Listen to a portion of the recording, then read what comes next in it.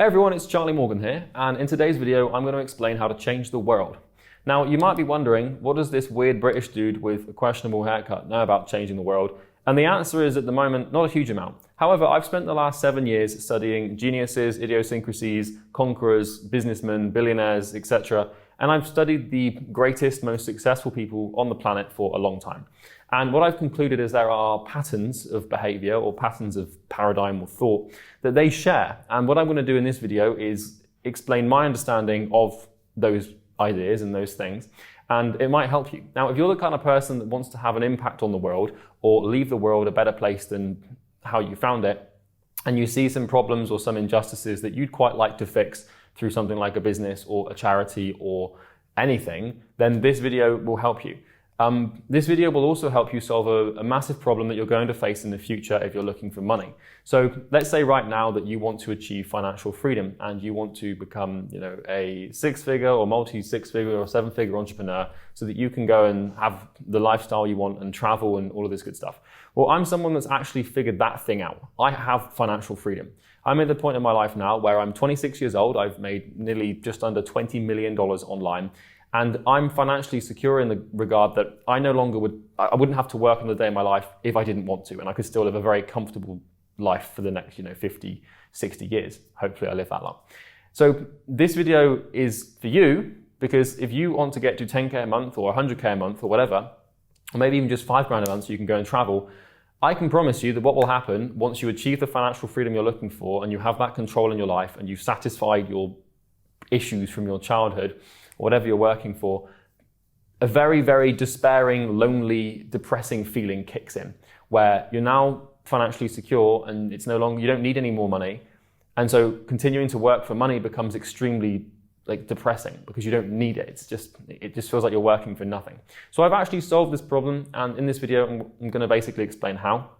But you might not think you need this yet, but I promise you will. And also if you want to do something cool, like you have one life, you have one existence, one shot. Do you know how much of a miracle it is you're alive? You might as well do something worthwhile with it. So let's start by defining what it means to actually change the world. And I've been able to deduce this from studying lots of people, and I honestly think that changing the world is really about reducing suffering. If you're looking to create a meaningful vision for the world, I don't know if you can actually see that, so I'm going to use a black pen instead. If you're looking to create a meaningful vision for your company or for the world, well, really the main thing it should be centralized around is reducing human suffering.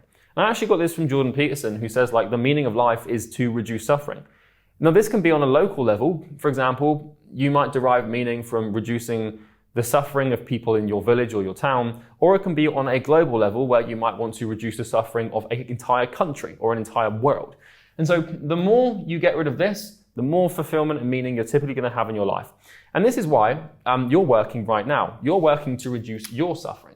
So if you want to start a business and you're looking to, become financially free, well, what you're probably doing is your focus and the centralization of your thought and your energy is on reducing your suffering, or at least reducing the suffering of people close to you. For example, you might have a child, or you might have a brother, or someone you have to take care of. And so human beings, we derive meaning when this thing's removed. If we wake up in the morning and we go to sleep, and in some way, shape or form, we have tried to remove suffering, or we've worked towards a vehicle that allows us to do that, then that's pretty meaningful. I'm just going to turn off the air conditioning, and you're going to come with me, because it's getting a little cold in here, and that's not good. By the way, look at this drawing. How cool is that? Epictetus. Anyway, right, I'll stay focused. So we need to figure out how to remove suffering to effectively create a meaningful life, and you're going to start by removing your own suffering. And you can't really remove other people's suffering until you've removed your own, because it's difficult to drink from an empty cup, so to speak. So, well, how do we do this? So here's the thing. Now, I'm sure that you've heard of Maslow's hierarchy of needs before. You've probably heard of this pyramid thing where, at the bottom you have basic fizzy needs, definitely not fizzy needs. You have physiological needs, and then you have safety, and then you have some other stuff, like belonging and all that, and then some more stuff, which I don't know off the top of my head. And then up here, we have actualization. I'm going to go somewhere with this, I promise. And then up here we have transcendence. So let me explain this, because you probably know Maslow's hierarchy of needs. You probably learned it in like business school and you're like, I don't need to use that. But it's actually extremely important. So when you're a business person, you have to start think of it like this. If you're starting as an entrepreneur, when you are starting as an entrepreneur or you're starting a business, imagine that you have been put onto a desert island. And you're on an island in the Pacific, Tom Hanks style. You got no shelter, no food, no water, no nothing, and you have to live off the island. The thing with that is that's kind of how we started as a civilization. And you can't really build anything great or focus on anything amazing on that island whilst you're thirsty, hungry, and can't sleep. And so your objective in business is safety at the beginning. Because if you don't have your physiological needs met or your safety needs met, which are the basic, most primitive visceral drives that we have, then you can't focus on doing anything else or building anything else. There's a reason why civilization has exponentially boomed in terms of technological progress in the last couple of hundred years, and that's because we're finally at the point as a species where we've hit a point of critical mass for achieving our physiological and safety needs. And so it's now very rare to be born, at least in the first world. It's very rare to be born in like the West or certain countries in the East where your immediate physiological and safety needs are not met. Now, I'm well aware that there are countries that are poor and are war-struck, and that's why they're not developing. But, if you're born into a good country, these two needs are met. And so what we're met now with as a human species, is we're met with this existential problem where life used to be, we've evolved for life to be all about these things here. All about safety and, physiology. Where, am I breathing? Have I got enough calories? Have I got enough water? Have I got shelter? And do my family have those things? And really, the problem is if you don't have these, you can't do anything great. It's impossible to change the world if you haven't changed your life. And if you were to conquer the world, you'd need to conquer yourself first, okay? So basically, what I'm saying is, when you're a business owner and you're starting a business, imagine that you have entered a desert island. And on the island, you've got like everything you need to survive. But the thing is your first priority is food, water, and shelter. And you're not going to get on that desert island and start thinking, I'm going to build a church, or I'm going to build a mosque, or I'm going to start making some artwork, or I'm going to build something big on this island. You can't build something big if you're concerning yourself with these things. And that's the first rule of business, is safety is the main priority. And it's impossible to set a grand vision or a grand dream for your company if it's dying, okay?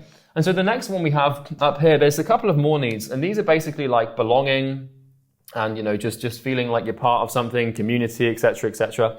But what I've been able to do with my financial life and my spiritual mindset life is climb all the way up to this pyramid, to the point of actualization and transcendence.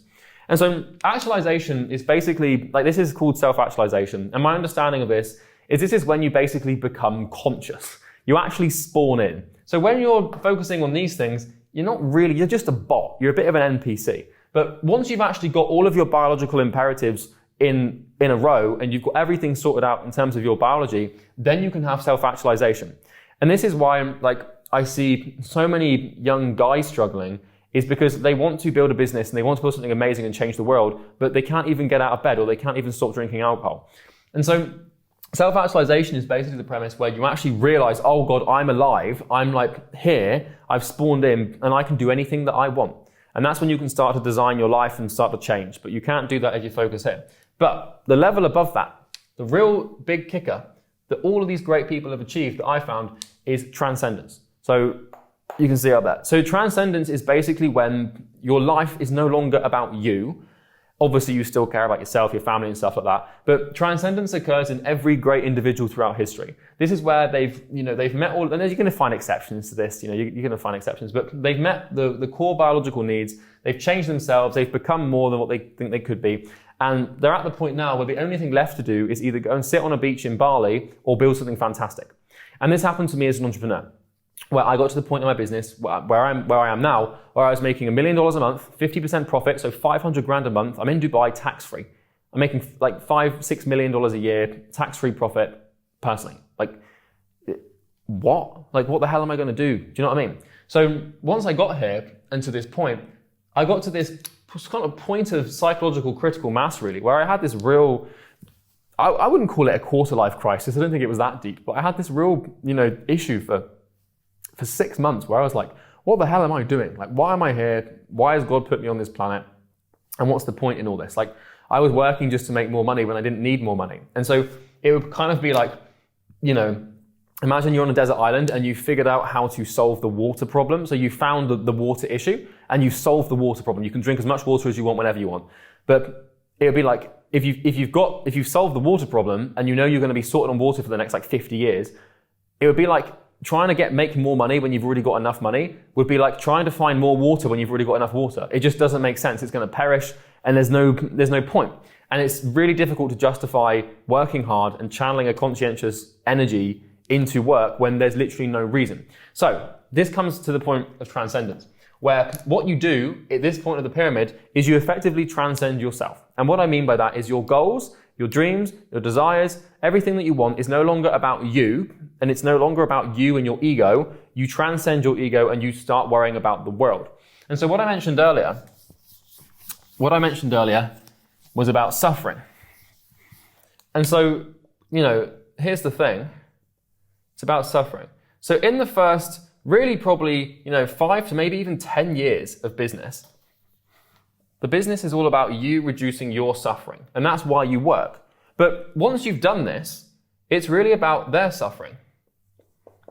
Now, I'm including your family and stuff as well.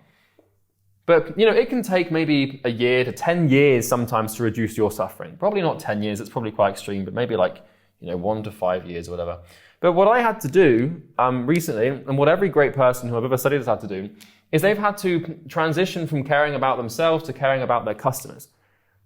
And this is a huge, huge thing. When we study emperors, and we study the great empires of history and the great conquerors of history, what we find is seldom is the conqueror concerned with themselves and their totalitarian power, which is usually the narrative that's told. But if you actually read the biographies that are objective and you actually study the people, they're always concerned about their people and their country and their belief systems and their religions. And I'm not advocating for conquering and mass murder and genocide, but what I am saying is anyone who's ever done anything great militarily, if that's even a word, has been doing it for other people. And when I say this to people, they think, no, people just want totalitarian power, their left-wing bias comes in. That's fine.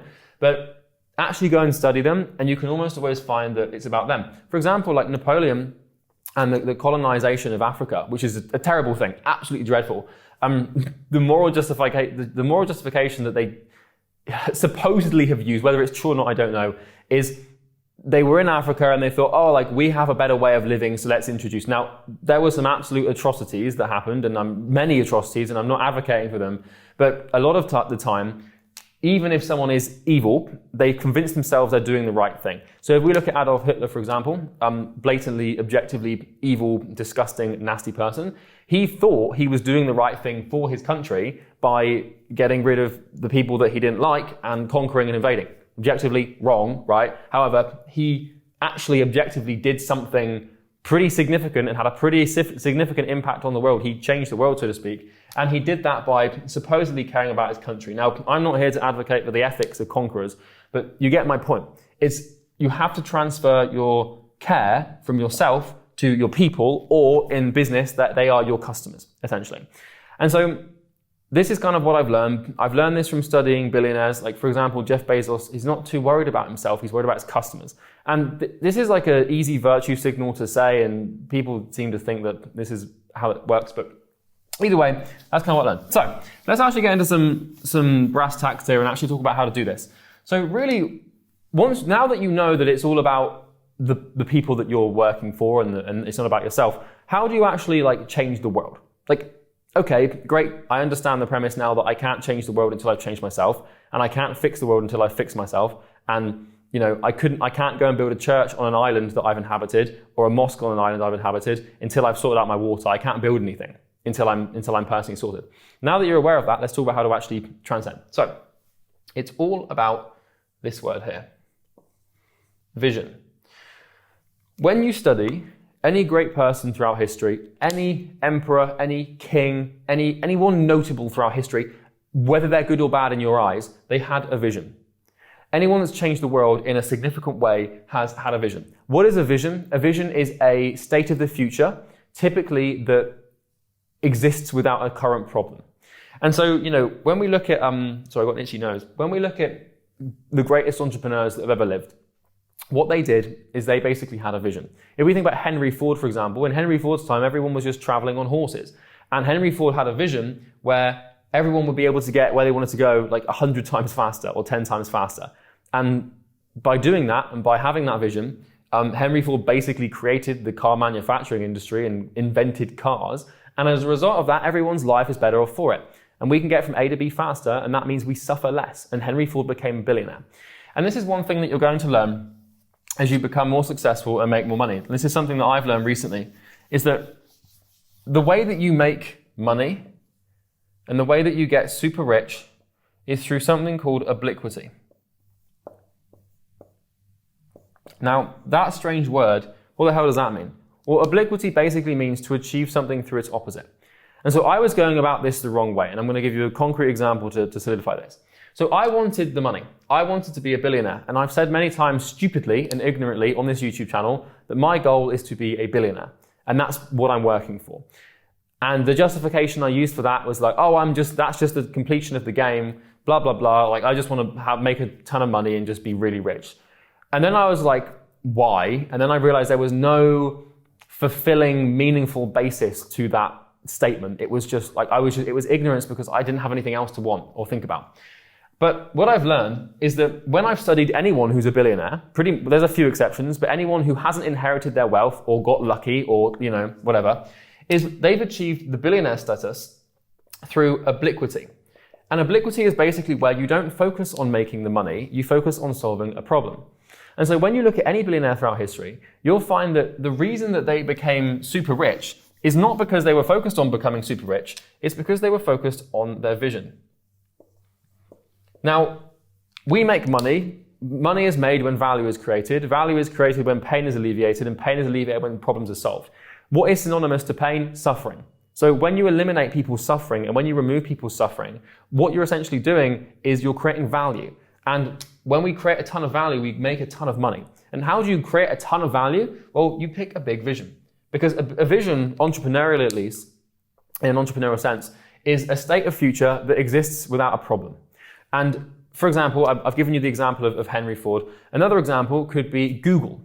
The problem that Google's founders saw is that information wasn't very well readily available. And their vision, and this is actually Google's literal vision, is to, and they've done this, funnily enough, which is an absolute miraculous feat when you think about it. Their vision is to make all the world's information available at one click. I mean, how wild is that? Like that's basically the vision that Google saw. Think about a time before Google. Like, you probably can't because, if you're like me, we grew up with Google. But there was a time before all of the world's information was available at a click. And think about how many lives that saved. Like, for example, if someone in my house started having a heart attack, the first thing I do is Google like how to give CPR, or, Google what is the emergency phone number. So when you have a big vision that solves a big problem, you alleviate so much suffering and you make a ton of money. The other thing is Facebook. Now I don't care where you morally stand on Facebook. Ultimately, they're a great company. They've done something great. Mark Zuckerberg's vision, so to speak, the future that he saw was that everyone in the world is connected. Now, that comes with its problems. I personally don't use Facebook, but we find this time and time again. All of these fantastic companies that have actually just changed the world and added huge value and monopolized and made a ton of money, whether you believe that's a good thing or not, is based on a vision. And so what I've realized that I have to do, if I want to have a meaningful, fulfilling life, is I need to have a vision. And I need to create a vision for my company. And so this is step numero un, essentially, to changing the world. Because, how can you change the world if you don't know what you want to change about it? You can't just, get up and then make your bed every day and expect the world to be a way better place. It might be a little bit because you've cleaned your life up. But step number one is vision. You need to know and think about what you actually want to do with your life and with your company. And you won't be able to do this until you've fulfilled your basic biological drives. And this comes back to the point of if you're on a desert island and you're stranded and you haven't got water, food, or shelter, you're not going to concern yourself with building anything good. You're not going to build any buildings. You're not going to write any books. You're not going to go explore the island. You're going to be immediately focused on the present hand at need. And when you start a business, whether it's an online business or something, what you're doing is you need to just get cash. You just need cash flow, profit, profit, profit. And really, it's kind of hard to build a vision until you've got like liquid, like $1 million in the bank. And that's when I really came up with my vision. Once I actually had like a square $1 million in the bank, and this was quite a while ago actually, then I was able to think like, okay, I'm good. Like I'm good. I've got my expenses, personal and business, covered for years and years and years. Now I can start to think a little bit longer term. And so the vision should be long term. And it should also be bold. And it should be problem based. So the way that you come up with a vision, you don't just come up with the vision. You don't just come up with an idea in the shower as like, I want the world to look like this. No, what you do is you look at a problem that exists in the world that pisses you off royally, or that you find is really bad. You basically find a pocket of suffering that human beings share, and your vision is that that problem is solved. Example, Mark Zuckerberg, to use this example again with Facebook, Mark Zuckerberg always found it difficult to socialize, and he was always quite awkward and didn't really know how to connect with people, but he knew how to connect with computers. So he wanted to use computers to connect people so that he could solve that problem for himself and other socially awkward people. And like Elon Musk, for example. Elon Musk is a visionary demon. He's got like an unbelievable amount of things. But one of the issues that Elon Musk sees in the world is like the extinction of the human race, the potential extinction of the human race. And so his vision is to colonize Mars. That's a bold, that's probably one of the most, if he does that, that's the most impressive thing a human's ever done, as far as I'm concerned. And so what we do is we start with really step 0 is to find a problem. And then the vision comes from the problem. Because the vision is basically, okay, well, here's the world without that problem. And the thing is you don't have to concern yourself too much with changing the world on a completely macro global scale. I want to do that, and that's a grandiose, narcissistic thing to think you can do. When you look at extremely competent founders, billionaires, conquerors, geniuses, idiosyncrasies, scientists, like the number one of people like the Darwins and the Newtons and the people like that, like they are somewhat grandiose in the fact that like, and I identify this as well, it's narcissism, where you think you have got the prowess to solve this problem. But if you actually do it, then you're a genius, you're not a dickhead, basically. So anyway, we find the problem, we create the vision, and the vision should be long-term, which basically means it's basically your life's work. So it takes an entire lifetime to realize this. Now, I was having dinner recently with someone who has a vision for their company, which is to fix the education system. And this guy is 50 years old, and he said to me, I'm going to put the wheels in motion now, and I'm going to create a company that fixes and decentralizes the education system, but I'm probably going to be dead by the time that it's actually fixed. And that's a lot of humility to recognize that, he's 50 now. Hopefully he makes it to a long shot of 100 or something. But if he passes away at 80, 90, then that's not long enough. Like 40, 50 years to solve a grand problem like this sometimes isn't enough. Now, it kind of is in a certain regard, because like Facebook is like, 20 years old or whatever. Google's not that old. Amazon's not that old, all from these .com companies. But generally speaking, like this is going to take you a lifetime to achieve. If you want to build an empire, like the whole Rome wasn't built in a day thing, is pretty apparent now. The second thing is it needs to be bold. You need to have a reaction from people where when you're telling someone your vision or what you want to do or your dream, essentially, it's like a goal, but not a personal goal. It's a goal for the entire of humanity. When you tell people your vision, they need to be like, what is wrong with you? There is something wrong with your brain. Like imagine going to a group of people in 2001 as the Google founder and being like, yeah, I'm going to basically take every single book ever and make it available within literally you can just tap your finger and find anything you want ever. People would be like, what the hell is wrong with this guy? This guy's weird and he's psychopathic. Same thing with Henry Ford. Like, yeah, I'm going to basically create something where instead of having a horse, you have like a box of glass and metal on wheels, and then you just use your foot to push it. They'd be like, what the hell is wrong with you? All of these visions have been extremely bold and extremely impressive. And, the other one, for example, is Microsoft. Like Microsoft's vision was basically like to have a personal computer in everyone's home. Like to have one personal computer in every home in the entire world. And Bill Gates had that vision, and that's what he wanted to do. And at the time, Bill Gates knew computers, but computers were used by scientists. They were huge, they were cumbersome, they were extremely complicated to use, and you needed to study like computer science for like years to use them. This was back when he started. And now we have like, you know, more than one computer in every home ever, even in third world countries and everything. And so that's a huge alleviation of suffering for the human race. And as a result, Microsoft is like, you know, I think the $1 trillion company, maybe like it's a very big company. Same thing with Apple, you know, same thing with Amazon, same thing with Tesla. All of these great companies, they all share a bold vision. And I can tell you why this is so important in a second, because there's a lot more to this. And then once again, it should be problem-based. So basically, I'm in the process now of thinking this through for myself. And, you know, I haven't been able to do this quite yet, but I have for my current company. Now, when you're creating a vision, what you want to do is you want to create what's called a vision statement. And you can go and find any massive billion-dollar company, and they all have vision statements, okay? So when you go and look at any big company that you want to look at, go and look, and you just type in Apple vision statement, Google vision statement, Airbnb vision statement, Uber vision statement, you can find them. But what you're really looking to do is you're looking to summarize your entire life's work in 3 to 10 words. Right? You don't want a vision statement that's like, you know, 3 paragraphs long. It just needs to be something that you can articulate like that. Like, for example, make all the world's information available at a click. That's a badass vision statement. Or colonize Mars.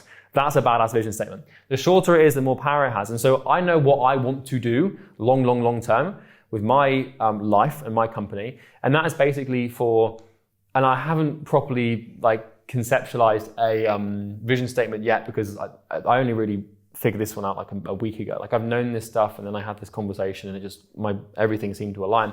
But like, the problem that I see in the world that I want to solve, that I haven't been able to articulate yet, is like, I don't like the fact that entrepreneurs fail. And I think that business people and entrepreneurs are the most important components of humanity. And I think that we are on the front line of innovation, and we can solve problems and massively move humanity forward with entrepreneurial talent. And the thing that pisses me off, and the thing that I absolutely despise and hate, is the fact that people fail, and people haven't got the education and the information to win and succeed. Imagine if every entrepreneur was successful. Like, think about that for a second. Imagine if every single entrepreneur on the planet that wanted to start a business and became successful. The thing that determines whether or not someone is successful is 2 things. It's information and will.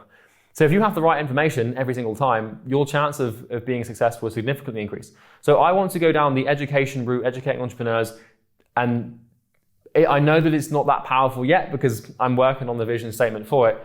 But just imagine that. Imagine everyone sees some injustice like in their community or wherever, and they start a business to make themselves money, but in the process solve a problem. I think capitalism and entrepreneurship is fantastic, and I love it, and I want to encourage it, and I want to elicit it, and I think it's how we're going to move forward as a civilization. Look at any great person ever, any great problem that's been solved, any product you use that is fantastic, it all came from an entrepreneur. Entrepreneurs are the best people at alleviating suffering. Now, you could argue, yeah, but nurses do a better job. Sure, physically. Nurses are fantastic, they're wonderful people. But in terms of people who creates the hospital, who creates the country, who creates the equipment that the nurses use? You know what I mean? So you need to think about this like that. So that's what I'm working on right now. But that's my long-term thing, is I guess you could say to educate every entrepreneur. But that's not really a vision statement, because that doesn't encapsulate the problem entirely. So I'm going to work on that, and when I have it, maybe I'll make another video about it. But for now, I run a company called Imperium Acquisition. And so what I'm going to do is I'm going to explain the vision that I've created, and I created this like a year ago, and I've known this for a while, for my company.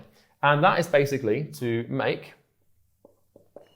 can't even spell my own bloody vision, can I? How embarrassing is that? Make client acquisition easy. So this here is my vision, at least for online entrepreneurs, and that is to make client acquisition easy. The issue that I see within my current company, the thing that I'm working on right now, is, and I know that I just said I haven't got a vision, but this is like micro. This is a smaller vision. This is just for my existing business. I'm going to do way bigger things than just have a course online. But the vision that we have for Imperium and for Easy Grow, for our program right now, is to make client acquisition easy. The thing that infuriates me, and the biggest problem that I see for online entrepreneurs, is the whole getting clients thing. And it pains me to know that people want to start businesses and they want to have a better life and help people, and they can do that. But the only thing that stands in the way is the problem of client acquisition, not knowing how to book appointments and close those deals. And I'm very good at that, so I feel morally obligated to introduce my method of doing this to my people, to my clients, so that they can find it easy to get clients and they're no longer burdened by that. That's the vision. If I can build this company and do this and make client acquisition easy, then that's a pretty damn good thing that I think I've done in the world. Because then I'm connecting people with people who need those people, if that makes sense. If you're a marketing agency and you help gyms and you're really bloody good at what you do, and there's a gym that needs clients, well, put those two people together, you've alleviated suffering on both ends of the spectrum. So that's the vision I have right now. This is not my main thing. It's like, what I mean by that is I'm in a transitionary period in my life where like my company is relatively automated and I don't really need to be there for it to run. I still want it to be a vision-based company and I still want my team to feel like they're part of something and I still want to solve that problem, but I want to do something fucking huge. Not just like helping online entrepreneurs get rich and make money and get appointments. Like I want to do something that is so big and so vast that like to do with entrepreneurship and education that everyone's like, oh damn, like there's no longer any suffering in that space. So the next thing that I've learned after 30 minutes of talking to you is that you need to have something called heuristics. So whenever we study, another part of this is heuristics. So whenever we study people that have done something great, or whenever we study anything that's great that has been built, there's always heuristics backing it up. Now, heuristics are basically, in essence, principles. And they are axioms. And basically what they are is they are decision-making tools. So what a heuristic is it's basically almost a filter of behavior or thought. And so I can give you an example here. How can I give you an example? Okay, the 10 Commandments, right? So when we look at Christianity and that religion, and that it's one of the most popular religions in the world, and you could argue that it's built on the 10 Commandments, which are heuristics, which are basically rules. So not only are these principles / axioms, they're essentially rules. And so in order for you to be a good Christian, as the Bible believed and as the people who founded the religion believe, you have to abide by the 10 Commandments, like thou shalt not kill, I shall love my neighbor, all this good stuff, right? And this is the same thing with any religion, any fantastic, huge religion, whether it's Islam or all the other ones, they're built on heuristics, and there are fundamental rules that everyone must abide by in order to be part of that religion, or to at least feel as though they identify with that religion. And so when we observe empires, and when we observe countries and great countries, they're always built on heuristics. For example, when we look at the United States of America, arguably the biggest empire right now, whether that's good or wrong, good or bad is up to you to decide, but the United States of America is built on the first Constitution. Like a heuristic of the United States of America is the right to bear arms, for example. And so the heuristics that your thing is built on are extremely important because these are the things that you fundamentally believe to be true and right. Another example for the United States of America, one of the heuristics is the whole idea of freedom and freedom of speech, freedom of movement, freedom of political opinion and stuff like that. And so this is why the United States is all about freedom, it's because the initial conditions, their heuristics are centralized around the idea of freedom. And there's an uncanny parallel between the heuristics of the Roman Empire and the United States of America in terms of their heuristics and what they use. Another example of a heuristic in the West is based on British Commonwealth law, which is innocent until proven guilty. That's a heuristic that has been used to build empires and fantastic civilizations. Whether or not we abided by that with the British Empire we probably didn't, pretty shit. But that's the point. And so what we need to do is we need to recognize that heuristics are decision-making tools. And so this means that, how do you manage billions of people, or at least millions or hundreds of thousands of people? Prime example, Amazon has hundreds of thousands of people in its workforce, maybe millions, I don't know, right? And how do you manage that? How do you make sure that everyone is marching in the same direction, trying to achieve the same thing, thinking in the same way? Well, this is culture. Well, the first way that you do that, and the first way that you build something, is you have a vision. And if you have the vision, then everyone in that company, in theory, should concern themselves with the vision, and that's what you're trying to achieve, at least on the executive or non-worker force level. Because I know there's probably people that work in Amazon fulfillment centers that couldn't care less about the vision of the company. They're just there for their own survival, which is fine. But the first thing you do is you set a vision, and then you ask yourself the question, once you've set the big vision, what is true? It's funny, to achieve anything in life, really all you have to do is say, what do you want? What is true? And then what are you going to do about it?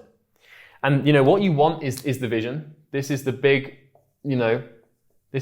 problem solving thing. Like, what you want is a world that's basically better as a result of you alleviating suffering. And then we ask ourselves, what is true? Because what we need to do next is we need to line up our actions and decisions with the objective nature of the world, which means that we need to be right.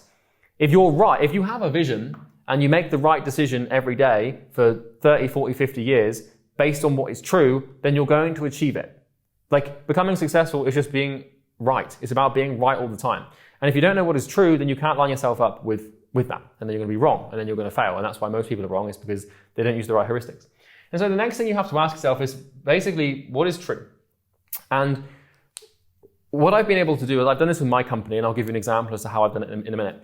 But all of the companies that we look at, all of the big businesses, or all of the big empires, or all of the best scientists in the world, they define what is true. They define the heuristics. And so, I can just show you an example of mine. So I actually have this as my background. I don't know if you can see this here. It's probably flipped. So this is my company, Imperium Acquisition. And our vision is to make client acquisition easy. And then we have a mission statement, which is to sign 10,000 clients, because if we do that, we're going to be pretty damn good, close to that. And basically, you can see these principles here. So these are basically heuristics. And so what I've done is I've spent, like I said, nearly a decade now studying the greatest companies and the greatest people. And I've compiled what I honestly believe to be the 10 things that are most true, at least to building a big business or to fulfilling the vision that I have. And so you need to define what is true. And we can look at all sorts of examples here. For example, with Amazon, their main principle is to put the customer first. And Jeff Bezos' entire business strategy has been built around that, and everything that he's done has been built around the customer. One of Apple's heuristics, one of the things they believe to be true, is that great tech companies are built on great products. And so I can just walk you through mine, and I've got these from companies and mentors and years and years of research. So I didn't just miraculously come up with these; I had to learn them. If I see further, it's because I stand on the shoulders of giants, right? So the first one for me, and I'm going to go through these one by one, and I'm going to explain them all to you, and to why I believe that these are true, and then also how I use them. Okay, let's just write these out. You'll have to bear with me here. If you can actually read, though, that's the question. You can read my writing. So 3 is high standards, 4 is long-term thinking. And I'm going to explain how you actually use these in a second. And I'm going to explain how I use these to run a team. And you might not have a full appreciation as to the power of this sort of method of thinking yet. But we'll start with the first 5, and then we'll do 6, 7, 8, 9, and 10 later. I'll put my laptop back. Okay, so these are the first 5 principles. These are basically decision-making tools. So how you use heuristics and how you use these rules is whenever you're making a decision in your company, you make them in accordance with the heuristics. And so this is what Amazon actually does. I've been lucky to get my hands on some of the executive Amazon note-taking meetings, and very rarely, there's not someone in there that writes them down and then sells them. You can if you know where to look, you can find them. And what I realized how Amazon runs their board meetings is they make all of their decisions through their heuristics. So they remind themselves of their principles and heuristics. And when they have a big decision to make, they filter it through these things. These are like filters. And so the first thing that I believe to be true, and that I want to run my company in accordance with, is product-centric. And this is specifically, remember, to make client acquisition easy. I believe that product is the main thing. It's the most important thing. And products should be ruthlessly, relentlessly developed and improved. And basically, if I want to facilitate and achieve my vision, it's going to be with a fantastic product. And so this is why this is number one. I honestly just believe that if you get the product right, everything falls into place. And so when I'm building my company, and when I'm talking to my team, and I'm running my company, and making decisions, if I have a decision to make, like for example, if I need to make a change to my product, and let's say that I need to make a change to it, but it's going to cost me a lot of money. Well, I will factor into the decision that product is the main thing, and that product's the most important thing. The second thing is client worship. So I literally bow down to my clients. I worship them as if they are my God. And this is because I believe that the only way that I'm going to achieve my vision and solve the problem is if I really worship my clients and I truly listen to them and I truly care about them. And therefore, I spend a horrific amount of time working on my product. And so these two things kind of go hand in hand here. You can box these two into sort of the same thing. Because if you truly worship your clients, then you worship your product, because your product is the thing your clients use. But I spend so much time asking myself and thinking about how I can make my client experience better, and how I can worship my clients even more, and how I can help them further, and basically I'm making all these decisions based on these two things. The third thing that I believe to be true, that I will always make decisions through, is high standards. So anything that I do in my company, anything that I do in my life really, I'm asking myself, am I holding myself to a high enough standard? Like, for example, with my sales team, I have a minimum standard that they must accept, or that they must achieve in order for us to retain their employment. And if they don't hit that standard, then we fire them. And when we bring a new person on into the sales team, if they don't perform better than the people before them, then we do not bring them on, because I just want to consistently raise the bar. And so high standards is basically all about just constantly raising the bar over and over and over again until you're at a point where your standards are so high, you can keep going and everyone else is down here. And so this once again applies to the product thing, and it applies to the client worship thing. But for example, with these YouTube videos and how I make these YouTube videos, I want to be consistently raising the bar and never finding that like I'm in a comfortable, happy place with the videos, because I want to make them better and better and better. And so because of that, I spend more time researching, reading, and hopefully they're improving. You can be the judge of that, right? At least the algorithm will. The fourth thing is long-term thinking. So this is where I only want to make decisions or act in accordance with the second-order consequences of the future. I came up with this quote the other day that I thought summarizes pretty well. The future is coming, and it's not kind to those who aren't prepared for it. Or no. The future is coming, and it's not kind to those who don't respect it. So whether you like it or not, hopefully for you, tomorrow is coming. And you know that whole Game of Thrones, like winter is coming thing. Like the long term's going to arrive.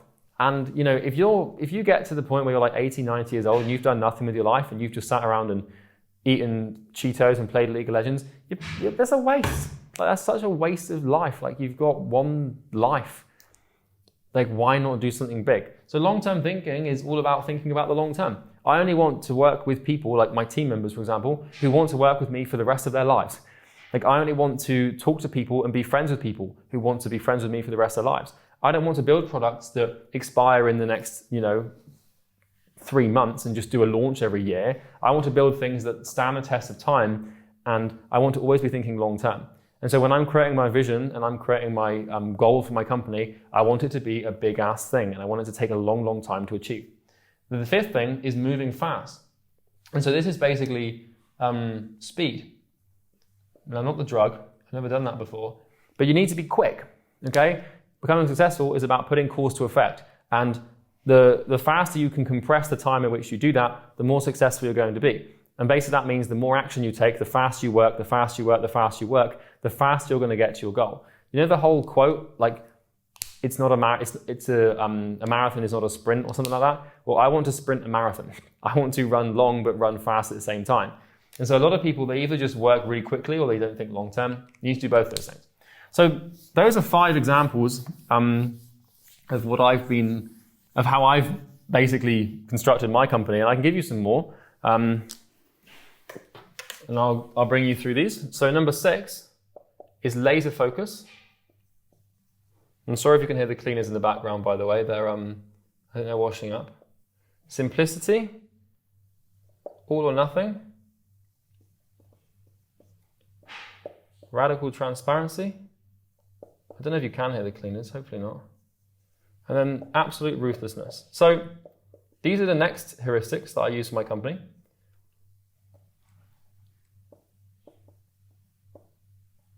Can't even type, can't even write. Okay, so absolute ruthlessness.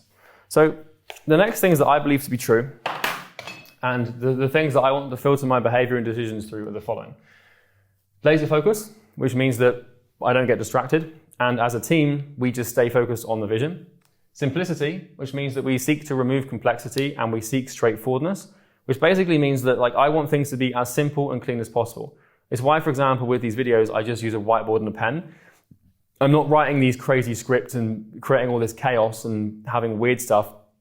I want it to be simple. All or nothing. This basically means that if you want to work for the company or if you want to be involved in any way, shape or form with the vision, you have to be all in and you have to be completely invested with no side hustles or safety nets, completely all in. For example, I recently bought a bunch of properties and I recently bought a ton of real estate and I literally sold it because I realized I was just hedging and I wasn't being all in. And for as long as you have a hedge, you're going to act as if you have a hedge, which means that you can always fail. And so I just removed my hedge because this is what I've seen other people do who have been more successful than me. And it seems to have worked. And then radical transparency, which basically means just tell the truth, no matter how much it hurts. And then absolute ruthlessness, which means just basically stop at nothing to win. And so what I've basically done, and you can see that on my laptop there a second ago, is I've created this sort of nexus of culture for my business. And so all of my team members from now on, I hold them to these standards. And this is a two-way street. So when you build a team, how do you create culture? Well, you use heuristics. And culture is basically what happens when no one's looking. So it might be cute for you to say, oh, I appreciate radical transparency and we're going to keep things simple. But if you don't actually do it, then you're not using them. A lot of people write heuristics and create principles just because they sound cool. And a lot of companies have done this where they say they have principles of honesty and integrity and transparency, and then it later turns out that they're selling data and scamming people. And that happens all the time. And so what you need to do with your team or the people that you're working with to achieve your vision is you need to say to them, look, you can hold me to these as much as I can hold you to them. So if my team see me making something complicated, if they see me going not all in, or if they see me not being absolutely ruthless or any of the other ones, they'll tell me and they'll call me out and I will in turn reciprocate that. And so this is basically how you want to create this vision or how to achieve this vision is you have this big ass goal, this big thing that you want to achieve, this super long-term play, and then you create these principles of behavior. And everything you do, every decision you make is filtered through two questions. One, does it help me achieve the vision? If so, how much? And B, or number two, does it align with the principles and what we believe to be true? Because you can create something amazing by being a dickhead. You can go and be an absolute and raid stuff and scam people and rip people off, and you can make a ton of money doing that. But you want to do it with principles. You want to do it as a good person. And so you want to list out the things that you think are fundamentally good and the things that you fundamentally value and hold yourself accountable to sticking through those. Because you do not want to compromise your moral stature or your value system whilst conquering. Because then you're going to get all sorts of trouble and guilt and terrifying things that you don't want to happen to you psychologically. So I will never ever compromise these things. For example, if I'm looking to build a company, I'm always going to be honest with my people. Always going to be completely transparent. Never going to hold anything back or be dishonest. And there's a time and a place where if you've got a manager who's not doing a good job, you're going to tell them, but you might not tell them that a certain thing has happened because you don't want them to know, because they don't need to know. So you don't always have to just go telling everyone everything all the time. These aren't to be extreme. For example, absolute ruthlessness. If I saw if I had a kid working for me, as an apprentice or something, and he failed on a sales call, I'm not going to go and delete him from the world, or at least you get the point psychologically, because he wasn't absolutely ruthless. You need to be able to bend them slightly, but almost always abide by them when making decisions. So once you've done this, and once you've defined your vision and your heuristics, or your vision and your principles, you should now basically have the problem defined that you want to remove from the world. Then you have the vision defined, which is basically the world in plenty of decades from now without that problem. And then the third thing is you've defined your heuristics, which are basically the decision-making tools that are rooted in the truth that you believe to be right and true, that you value, that you're going to use to achieve the vision. The fourth thing that you now need is people. So the best strategy that I've been able to discern from studying great people is the leader, the founder, the person who's there, they find the problem, set the vision, and set the heuristics, and all they're looking to do is find the best people in the world to do this. So I was talking to Sam Evans recently. Sam is the founder of School. You may have heard of it. And we were on a call, and I was asking him about what he was doing. And Sam's vision for School is basically to like introduce like 1 billion people to community, or to basically decentralize education. There's a lot of different things that he wants to do with School. And his entire strategy for School was to set the vision for the company, and then set the heuristics for how people should behave and how he should behave, so he's accountable. And then literally his entire strategy was just find the best people. So all you have to really do is pick something huge to attack, and then find the best people to attack it and put them in a room for like 20 years, and then usually it happens. Well, not usually, there's plenty of failures. But this is the next thing you have to nail, is the people. But here's the thing, the reason that we start with the problem, the vision, and the heuristics is the best people, the greatest people who can help you actually actualize his vision, they're not really interested in just making money. And this is why, coming full circle, this matters to business success. If your business exists solely for the reason of you making money and you becoming a certain level of wealth, you're not going to attract and motivate and encourage the top best people in the world to come and work for you, because it just won't. The most talented people in the world, they care about this sort of stuff here. They care about this stuff and these things. They care about being taken care of course, but really they care about being part of something big and actually having an impact on the world. And that's just what happens when you're extremely talented. And so if the business's goal is purely financial, and it's purely so that you can go and have financial freedom and buy another Lamborghini, you're not going to attract the best people in the world. And so what I've found is, if you want to build something fantastic, you have to be willing to sacrifice your ego, and you have to be willing to sacrifice materialism and these things. Because if you're just working for that, that's what these people are working for. So your goal becomes your team's goal. And so my goal used to be $1 million a month for my company. And we did it, sure. But we would have got there way faster if we had a proper vision. And it wasn't just like, oh, guys, you should be working just to make me rich. That's not how it works, okay? So I could make a whole video on the people thing, but I wanted to make this video to help you conceptualize what's next.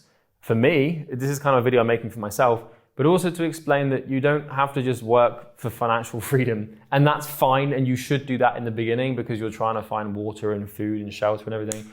But once you've done that, you kind of have a moral obligation to the rest of humanity to pick a big ass problem and at least just try to solve it, even just a little bit. And it doesn't have to be a huge problem. It doesn't have to be like reverse climate change or do anything crazy or fix the education system. It might just be make my town a slightly better place, or improve the school in my community.